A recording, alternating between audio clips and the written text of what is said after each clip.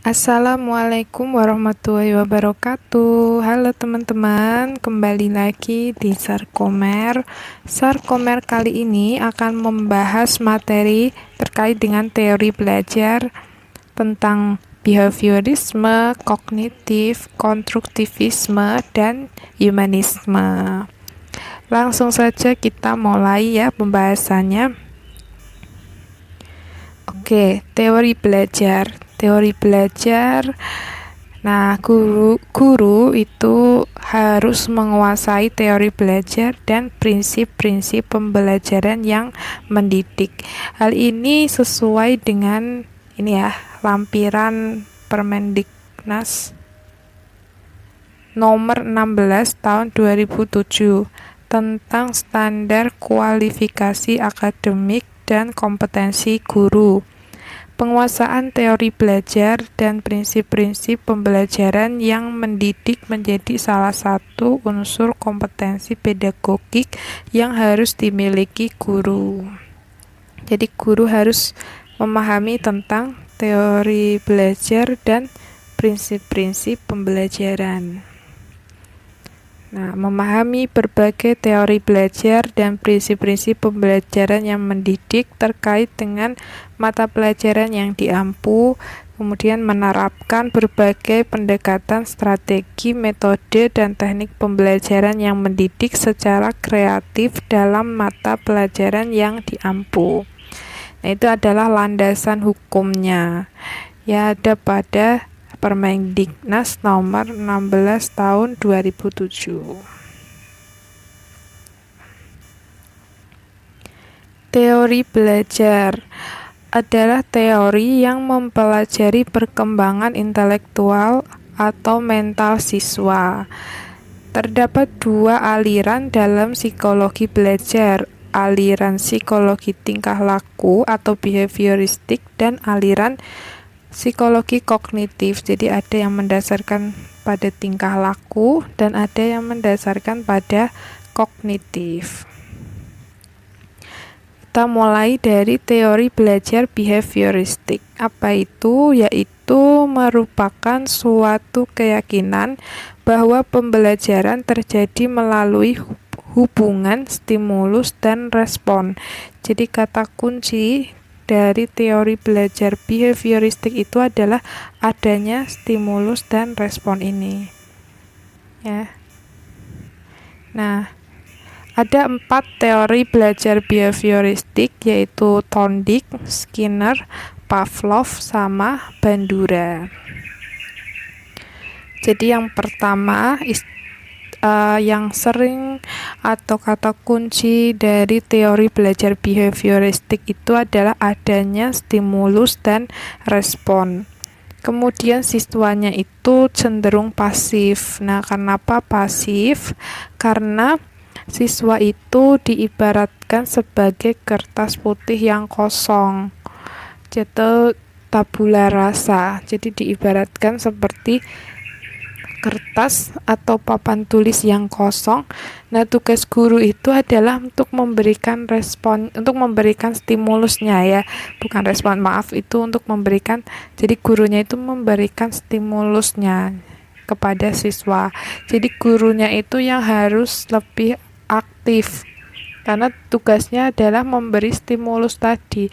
Kalau tidak ada stimulus, otomatis nggak ada respon, seperti itu. Jadi siswanya itu cenderung pasif, menerima stimulus dari guru atau menunggu stimulus dari guru, seperti itu.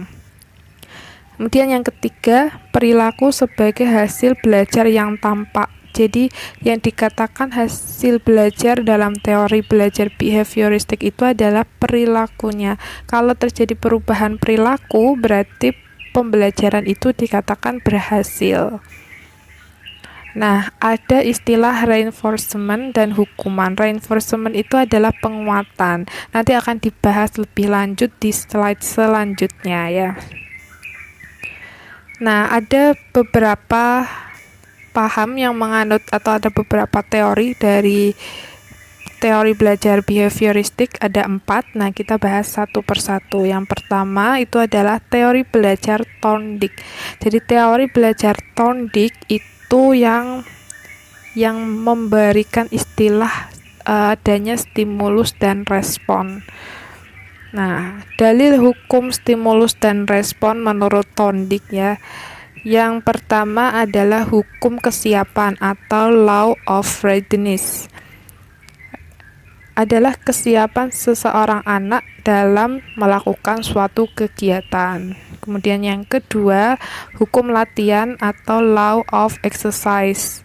Stimulus dan respon sering terjadi, maka akan semakin kuat. Demikian sebaliknya. Artinya apa? Artinya misalnya jika diberikan stimulus berupa pemberian hadiah atau pemberian reward kepada siswa yang aktif bertanya di kelas atau aktif dalam kegiatan diskusi, nah maka siswa tersebut ternyata karena ingin diberi reward, maka siswanya itu menjadi aktif. Semakin banyak rewardnya atau semakin banyak keaktifan siswa akan berdampak pada semakin banyak reward yang didapat. Jadi semakin sering terjadi stimulus dan respon, maka akan semakin kuat berdampak pada perilakunya siswa. Kemudian yang ketiga adalah hukum akibat atau law of effect. Adanya kepuasan yang terbentuk dari stimulus dan respon, maka anak cenderung berusaha dan meningkatkan apa yang telah dicapainya. Jadi misalnya sudah pernah merasakan aktif dalam kelompok, kemudian diberi reward atau diberi poin tertentu, poin keaktifan. Nah, ternyata siswanya itu akan semakin aktif, lebih aktif, lebih sering bertanya, maka rewardnya itu akan semakin banyak. Nah, itu adalah hukum akibat atau law of effect, seperti itu. Jadi ada stimulus, ada respon. Itu adalah teori belajar Thorndike, salah satu penganut behavioristik. Selanjutnya teori belajar Pavlov. Dikenal konsep pembiasaan atau conditioning. Contohnya, agar siswa mengerjakan soal PR dengan baik, maka biasakanlah dengan memeriksa, menjelaskannya, atau memberi nilai terhadap hasil pekerjaannya. Jadi, ketika diberi tugas, kemudian guru menilai. Diberi tugas kembali, guru memberikan feedbacknya. Nah, otomatis nanti bisa peningkatan belajar siswa karena adanya pembiasaan. Oh, kalau tidak mengerjakan tugas nanti tidak dikasih reward atau tidak dikasih nilai. Nah, itu kan akan bisa menurunkan motivasi mengerjakan tugas gitu. Kemudian teori belajar Skinner. Dalam teori belajar Skinner itu ada dua istilah ya. Ada yang namanya stimulus positif dan ada yang namanya stimulus negatif. Sebenarnya Skinner itu hampir sama dengan Thorndike ya. Jadi hampir sama dengan yang sebelumnya tadi, yaitu dia meyakini adanya hubungan antara stimulus dan respon. Cuman bedanya kalau di Skinner itu ada yang namanya penguatan negatif ini. Pembahasannya penguatan atau stimulus positif. Jika meningkatkan perilaku anak dalam melakukan pengulangan perilaku positifnya. Misalnya hadiah untuk memotivasi anak agar rajin mengerjakan tugas. Nah, diberikan stimulusnya itu adalah hadiahnya. Kemudian responnya itu diharapkan anaknya itu menjadi rajin dan termotivasi dalam mengerjakan tugas.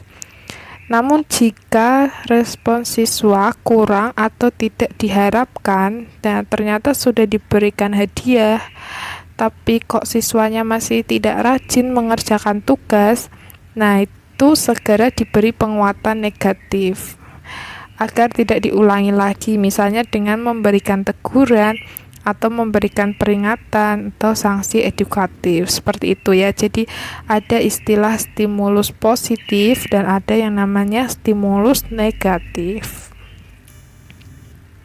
Selanjutnya, teori behavioristik dari Bandura itu dikenal sebagai social learning theory. Merupakan gabungan teori belajar behavioristik dengan penguatan dan psikologi kognitif dengan prinsip modifikasi perilaku. Prinsip dasar belajar sosial. Jadi yang pertama adalah peniruan atau imitation dan penyajian contoh atau perilaku. Kemudian yang kedua, mengubah perilaku sendiri melalui penyaksian cara orang atau kelompok yang mereaksi atau merespon sebuah stimulus. Jadi belajar dengan meniru. Ya. Kemudian yang ketiga, mempelajari respon-respon baru dengan cara pengamatan terhadap perilaku. Contoh dari orang lain, misalnya guru atau orang tua. Jadi lebih berkaitan dengan hubungan di antara intrapersonal ya, berarti kalau dalam teori behavioristik Bandura. Nah, selanjutnya paham yang kedua. Jadi yang pertama tadi ada yang namanya teori belajar behavioristik, yang kedua adalah teori belajar kognitif. Lebih mementingkan proses belajar daripada hasilnya. Ini merupakan ya pembeda dengan teori behavioristik tadi. Kalau teori behavioristik itu teori itu lebih mementingkan hasilnya, lebih mementingkan perilakunya. Yang penting ada perilaku yang berubah. Entah bagaimana prosesnya, itu berarti teori belajar behavioristik. Tapi kalau teori belajar kognitif itu lebih mementingkan prosesnya, bagaimana proses kognitif, bagaimana terjadinya ikatan di antara stimulus dan responnya tadi. Sedangkan hasil belajarnya itu bukan menjadi hal yang penting ya. Ini pembedanya ya, yang poin pertama. Kemudian belajar merupakan perubahan persepsi dan pemahaman yang tidak selalu dapat terlihat sebagai perilaku atau tingkah laku yang tampak. Jadi karena adanya kognitif tadi, jadi berubah cara berpikirnya itu sudah dikatakan sebagai teori belajar kognitif. Walaupun perilakunya belum tentu bisa berubah atau belum tentu dapat terlihat berubah ya. Nah, penganut teori belajar kognitif itu adalah Piaget atau Piaget ya. Proses belajar akan terjadi jika mengikuti tahap-tahap asimilasi, akomodasi, ekuilibrasi atau penyeimbangan. Jadi, tiga istilah ini erat kaitannya dengan teori Piaget. Yang pertama adalah asimilasi, merupakan proses pengintegrasian informasi baru ke dalam struktur kognitif yang telah dimiliki individu. Jadi individu sudah memiliki informasi sebelumnya, kemudian diberikan informasi baru. Nah, informasi baru tersebut beradaptasi atau berintegrasi dengan informasi yang sudah dimiliki siswa sebelumnya. Itu namanya asimilasi. Kemudian yang kedua adalah akomodasi, proses penyesuaian struktur kognitif ke dalam situasi baru. Jadi sudah ada informasi baru dan sudah ada informasi yang lama, saling menyesuaikan atau saling dipadu-padankan oleh siswa itu sendiri. Kemudian ekuilibrasi atau penyesuaian berkesinambungan antara asimilasi dan akomodasi. Contohnya itu ketika anak mempelajari prinsip pembagian, maka terjadi proses pengintegrasian antara prinsip pengurangan yang telah dikuasai dengan prinsip pembagian. Jadi pengurangan ini adalah informasi lama yang sudah diketahui oleh siswa. Nah, informasi barunya itu adalah prinsip pembagian. Jadi ada hubungan di antara pengurangan dengan pembagian, informasi lama dengan informasi baru ketemu, itu namanya adalah proses asimilasi. Jika anak diberikan soal pembagian, maka termasuk situasi akomodasi. Jadi sudah akomodasi itu artinya siswanya bisa mengerjakan soal pembagian, berarti otomatis ada interaksi, adanya campuran antara informasi, keterpaduan antara informasi yang lama dengan informasi yang baru, itu namanya adalah akomodasi. Agar dapat terus mengembangkan dan menambahkan pengetahuannya sekaligus, maka diperlukan penyeimbangan. Jadi harus diseimbangkan. Nah, jika tidak, maka berbicara tidak runtut, berbelit-belit ini bisa dilakukan dengan pembiasaan atau latihan-latihan. Itu adalah ekuilibrasi ya. Kemudian teori belajar Vygotsky menyatakan siswa dalam mengkonstruksi suatu konsep perlu memperhatikan lingkungan sosialnya. Ada dua konsep dalam teori belajar Vygotsky. Yang pertama adalah zone of proximal development atau jarak antara tingkat perkembangan aktual dan tingkat perkembangan potensial. Kemudian scaffolding. Jadi yang sering dikenal itu dari teori Vygotsky adalah scaffoldingnya ini. Adalah pemberian sejumlah bantuan kepada siswa pada tahap awal pembelajaran, kemudian mengurangi untuk memberikan kesempatan siswa mengambil alih tanggung jawab. Itu namanya scaffolding. Jadi guru itu memberikan stimulus, atau awal mulanya guru memberikan petunjuk, kemudian lama-kelamaan petunjuk tersebut dikurangi sehingga membiarkan siswa itu untuk terlibat aktif dalam menyusun. Selanjutnya, teori belajar Ausubel memberikan penekanan pada proses belajar yang bermakna. Jadi ada beberapa langkah menerapkan belajar bermakna. Yang pertama adalah advance organizer atau penyampaian kerangka isi materi. Kemudian progressive diversal, itu bertahap, dimulai dengan konsep umum kemudian dilanjutkan dengan konsep yang lebih khusus, atau dikatakan sebagai kurikulum spiral ya. Kemudian consolidation atau pemantapan materi dengan pemberian banyak contoh. Kemudian integrative reconciliation atau penjelasan tentang hubungan antara materi yang telah dipelajari dengan materi yang akan dipelajari oleh siswa. Nah, ini keempat tahapan ini itu berkaitan dengan proses belajar bermakna menurut teori Ausubel. Selanjutnya teori belajar Brunner. Nah, ini biasanya digunakan untuk mapel IPA, matematika, itu biasanya pakai Brunner. Nah, ini memperhatikan pada pentingnya pengembangan berpikir atau discovery, mengarahkan siswa pada berpikir induktif. Belajar sebagai proses kognitif melibatkan 3 proses.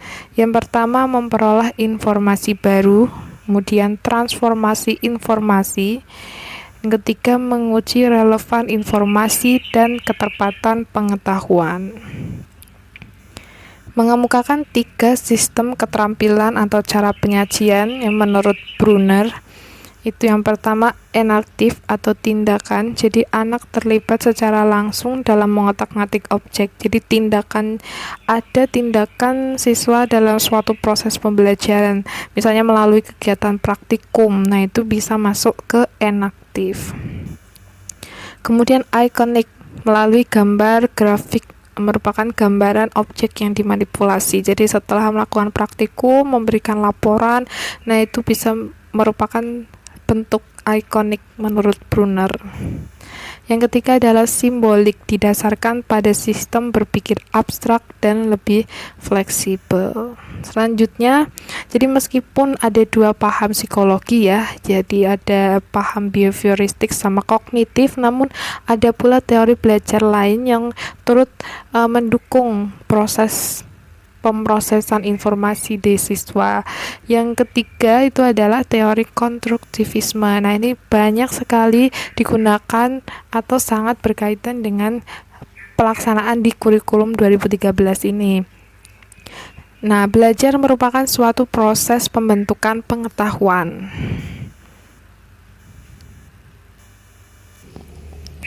Siswa harus aktif melakukan kegiatan, aktif berpikir, menyusun konsep, dan memberi makna tentang hal yang sedang dipelajari. Jadi, dalam teori belajar konstruktivisme itu keaktifan siswa itu sangat penting karena siswalah yang nantinya akan membentuk pengetahuannya sendiri. Dalam hal ini peranan guru sebagai fasilitator.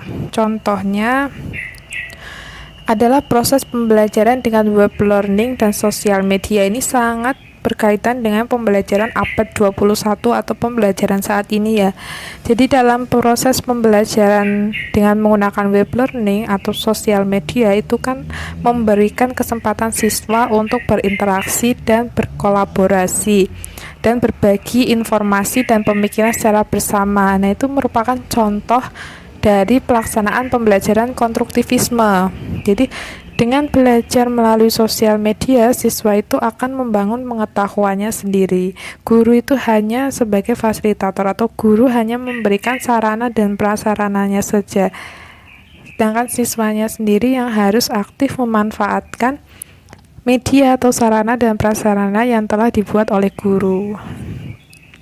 Lalu yang terakhir ada yang namanya teori belajar humanisme atau teori humanistik. Berpendapat teori belajar apapun dapat dimanfaatkan asal tujuannya untuk memanusiakan manusia, yaitu mencapai aktualisasi diri, pemahaman diri, realisasi diri secara optimal. Nah, yang tokoh yang terkenal dari teori humanisme itu adalah Benjamin Bloom dan David Corr atau yang David Caldwell ya, yang biasanya dipakai yang taksonomi Bloom ada domain kognitif, domain proses, dan domain sikap. Nah, itu ya yang ada C1 sampai C6. Nah, itu dia ternyata mengaplikasikan dari teori humanistik. Guru diharapkan tidak hanya melakukan kajian bagaimana dapat mengajar dengan baik, namun bagaimana siswa agar dapat belajar dengan baik. Ya, karena tujuannya dari teori humanisme ini adalah untuk memanusiakan manusia atau untuk mencapai aktualisasi diri. Guru dapat membuat hubungan yang kuat dengan siswa dan membantu siswa untuk berkembang secara bebas. Jadi dalam hal teori humanistik itu sangat penting sekali komunikasi intrapersonal antara guru dengan siswa, yes. Sehingga kalau ada hubungannya sangat kuat, diharapkan siswanya itu bisa termotivasi untuk mengikuti pembelajaran. Oke, terima kasih telah menyaksikan pembahasan dari Sarkomer terkait dengan materi teori belajar. Nah, untuk video selanjutnya nanti akan ada latihan soal khusus untuk teori belajar ini ya. Pastikan untuk teman-teman mensubscribe karena subscribe dari teman-teman itu akan membantu Sarkomer untuk mengembangkan channel ini. Terima kasih, sampai jumpa. Wassalamualaikum warahmatullahi wabarakatuh.